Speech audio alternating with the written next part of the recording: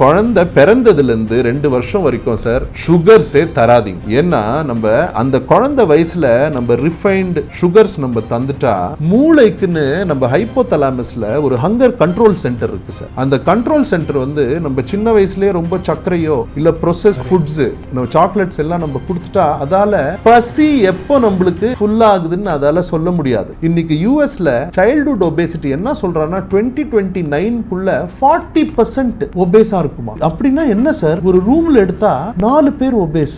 சரியா, மத்தவங்க எல்லாம் ஒல்லியா இருப்பாங்கன்னு சொல்ல, ஒபேசிட்டில இது அது எதனால ஆகுதுன்னா குழந்தைங்களுக்கு எப்போ அவங்களுக்கு பசி முடிஞ்சிச்சுன்னு தெரியல, அவங்க சாப்பிட்டுட்டே இருக்காங்க இப்போ. ஸோ ஃபர்ஸ்ட் திங் எல்லாம் பேரண்ட்ஸ்க்கும் அவாய்ட் எனி ப்ரொசஸ்ட் ஃபுட்ஸ். அந்த பேக்கெட்ல வருது இல்லை அந்த சிப்ஸ் எல்லாமே அவாய்ட் பண்ணணும். முடிஞ்ச அளவுக்கு அவங்களுக்கு ஹோல் ஃபுட்ஸ் கொடுங்க. வீட்லயே நீங்க வெஜிடேரியனா இருந்தா வெஜிடபிள்ஸ், ஃப்ரூட்ஸ், பெர்ரிஸ்லேருந்து நீங்க ஸ்வீட்ஸ் நீங்க தரலாம். எல்லாமே இனிப்பு கூட உலகத்திலேருந்து தரையிலேருந்து வளர்ற இனிப்பு நம்ம குழந்தைங்களுக்கு நம்ம தரலாம். பிஸ்கட்ஸ் கூட அதுல எவ்வளவு சுகர் இருக்குன்னு நீங்க பாத்தீங்கன்னா டென்ஷன் ஆயிருவீங்க. 10 கிராம்ஸ் சுகர்னா 2 டேபிள் ஸ்பூன். சரியா, ஒரு சாஸ் பேக்கெட் இருக்குல்ல, இந்த சின்ன சாஸ் பேக்கெட் நம்ம ஒரு 5-6 போடுறோமே, அது 8 12 கிராம் இருக்கு. அதே நம்ம சர்க்கரைன்னு தெரிஞ்சா நம்ம போடவே மாட்டோம். ப்ரொசஸ்ட் ஃபுட்ஸ்ல இதுதான் பிரச்சனை. எஸ்பெஷலி நீங்க அந்த கேன்டு ஃபுட்ஸ் இருக்குல்ல சார், கேன்டு ஜூஸஸ் வருது இல்லை, அதெல்லாம் பயங்கர அன்ஹெல்த்தி. இம்மீடியட்டாக நீங்கள் சுகர்ஸ் எவ்வளோ இருக்குன்னு நீங்கள் பார்த்தீங்கன்னா நீங்கள் ஞாபகம் வச்சுக்கணும். 10 கிராம்ஸ்னா ஒரு 1.5 பெரிய டீஸ்பூனு இல்லை 2 டீஸ்பூனு. அட் டைம்ஸ் நீங்கள் பார்த்தீங்கன்னா 40 கிராம் சுகர் இருக்கும் சார் அதில். அப்படின்னா நம்மளுக்கு அறியாமையே 4 ஸ்பூன் சுகர் நம்ம குழந்தைங்களுக்கு தரோம். இந்த மாதிரி விஷயங்கள்லாம் தான் சின்ன வயசுலேயே பண்ணுறது டயபெட்டிஸில் முடியுது. I'm a diabetic. எங்கள் அப்பாவுக்கு 39 வந்துச்சு, எனக்கு 38 வந்துச்சு. அதுக்கப்புறம் நான் நிறைய விஷயத்தை ஃபுல்லாக சேஞ்ச் பண்ணி நான் ஃபஸ்ட் டைம் நான் பார்க்கும்போது என்னோட HbA1c 8.9 இருந்துச்சு.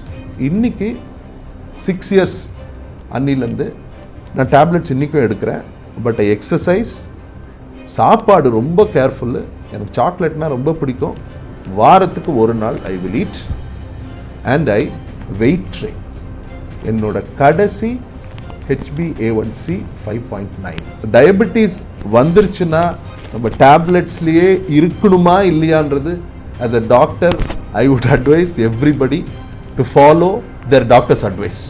சரியா, ஆனால் நீங்கள் பண்ண முடிஞ்சது என்னன்னா கரெக்டாக சாப்பிடுங்க.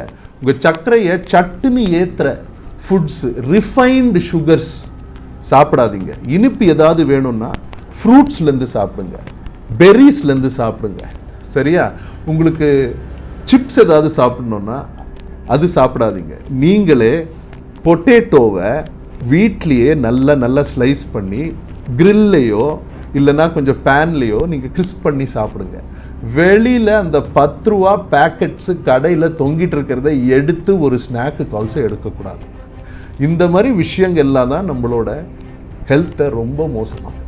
வாட் வி ஈட், அந்த ரிஃபைன்ட் சுகர்ஸ் எல்லாம் இப்போ நம்ம டயட்டில் ரொம்ப அதிகமாகிருச்சு.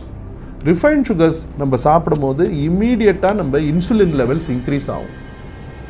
அதுவும் ஒரு ப்ராப்ளம். தேர்ட் திங் வந்து ஸ்ட்ரெஸ்ஸு சார். எல்லாருக்குமே இப்போது எதுவுமே பீஸ்ஃபுல்லாகவே இல்லை. இங்கே ஒரு ப்ராப்ளம், அங்கே ஒரு ப்ராப்ளம். அண்ட் அதை ஓவர் கம் பண்ணுறதுக்கு யாருமே மெடிடேஷனோ யோகாவோ எக்ஸசைசஸோ பண்ணுறதில்ல. இந்த விஷயங்கள்லாம் சேர்ந்து தான் நம்மளோட ஹெல்த்தை ஓவராலாகவே ரொம்ப மோசமாக